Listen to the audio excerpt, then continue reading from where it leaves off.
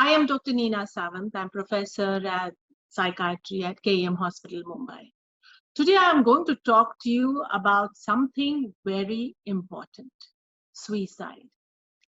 And yes, you may ask, why talk about suicide? Well, because it is a major health concern. And as per Indian national data of last year, 2020, there were about 381 completed suicides per day.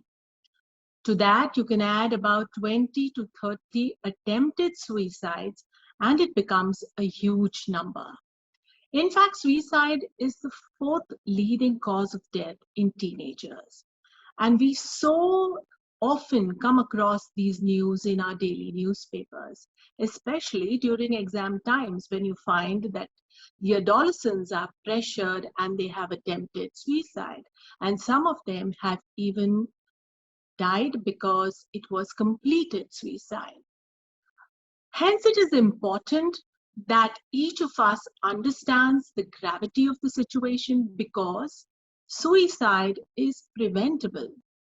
Therefore, let us understand what happens to the person and why does somebody take such a drastic step as if there is no tomorrow. Let me tell you about a case. Normally, I see about a couple of attempted suicides in my daily OPD at KEM Hospital. Most of the people who have attempted suicide are admitted in the medical wards because they tried to end their life by normally taking an overdose of pills, maybe taking some poison like Ratol or phenyl, or they may cut their wrists. And in some cases, we also do see cases of hanging. Now, it is important that a psychiatric evaluation is done for each case because when one attempts self-harm, it is actually a cry for help. Many patients, when they often see us, the first thing they say is, I didn't attempt suicide. It was maybe accidental. And the excuses they would tell us is like, the drinking water was kept besides the phenyl bottle, and I mistook it for water, and so I drank it. And it was only after I drank it, I realized that it was phenyl. Or they may say that, I went to take some headache pills, and I did not find it because, it was dark, I had not put on the light, and I took my dad's pills by mistake. So these are the things they tell us. Of course, we do know that they are telling us stories or they are hiding the facts. And we then try to build the trust in them and try to tell them that whatever they tell us is going to be confidential. And we are not police. We are not going to put any kind of blame on them. But we need to help them. In order to help them, they have to tell us what happened prior to the incident. Now, till 4 years ago, in our country, suicide was a punishable offense. And, immediately a police case is made and the police comes to take the history. And so relatives want to avoid that. In fact, now, as per the new Mental Health Care Act, which has come in 2017, it is no longer a crime. It is no longer punishable.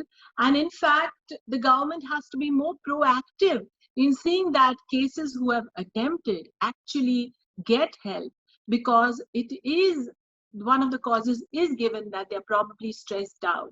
So it is a big change. Now, most of us would have come across such cases amongst our friends, families, even neighborhood. And everybody does try to hush it up rather than actually seek help for the person who has attempted it. Now, as a part of this program where each one of you is going to play the role of a mental health watch activist, it would definitely be good if you be proactive in this, because you will be serving the society for bringing about the change. There is enough stigma about psychiatry, which needs to be eradicated, and awareness needs to be created so that there is help-seeking behavior.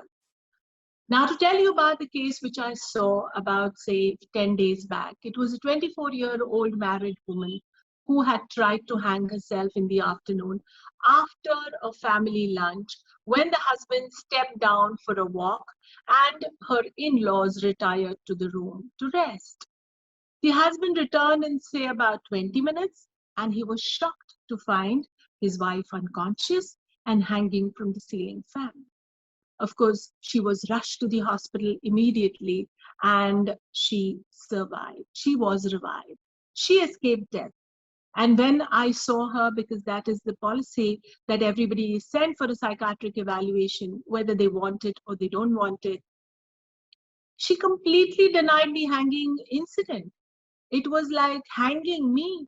So I told her there are ligature marks around her neck, which is proof that hanging did take place. The husband was with her. He said, we don't know. I don't know because I was out of the house. And there was no problem. There was no fight, no physical abuses, nothing. And there was no stressor. The patient herself did not give me any kind of depressive features. So now, in such cases where they are denying very vehemently and they don't want to, tell what is troubling them, we usually tell them that it would be better if I could do a, psychiatric evaluation in a greater detail, and I would like to take the patient on my side because it was definitely a lethal attempt. So first of all, let us understand what are lethal attempts. Now, if you've done drowning, hanging, jumping from a balcony or maybe from a bridge or in front of a train, all these come as lethal attempts because they are all fatal. The non-lethal attempts would be, like I mentioned before, taking an overdose of some pills, maybe taking some pesticide, poison, cutting your wrist, etc. But they can also become lethal and fatal. And therefore, each case needs to be evaluated because there is tremendous risk that they may attempt again. Many people feel that नहीं एक बार किया है तो दोबारा नहीं करेगा. नहीं, ऐसे नहीं होता है. So despite me telling the patient and her husband, please let me take you on my side, we need to evaluate, talk to you. She said, no, I have a 3-year-old son and he's crying for me already. I'm in the hospital for the last 4 or 5 days. Please, I will follow up on your OPD days. So I had to let her go and she did follow up. And when she came, she mentioned that everything is fine otherwise in the marriage, but the husband has a habit of taunting her and taunting her cooking skills. And he keeps on saying that it's 4 years since marriage and you still have not perfected the art of cooking. She said, from my side, I've been trying for all these years to cook up various things. I see YouTube videos. I try to do it to the best of my ability, but I've never been appreciated. And that day, the same thing happened. She said that in the morning, I spent about a couple of hours trying to cook up a new dish. And during lunchtime, there was only criticism and no appreciation. And she said, I just don't know what came over me and what happened. I just went to my room and the next thing I know is I'm in the hospital. She said, I don't know. It probably just happened on a spur of a moment. Yes, this is what we are scared of, an impulse. Because then this becomes so dangerous. Because if a person is thinking about suicide, has been having ideas for or death wishes for quite some time, and if he has this increased urge at that moment, then there is no stopping. Because it often gets translated into action. So this is a very important symptom. And yes, one should watch for these kind of behaviors amongst our friends and family. Having thoughts, ideas about death and an impulse to act is dangerous. And if you come across such people, please do bring it to the notice of maybe their family members, any elders, doctors, teachers, wherever the situation arises.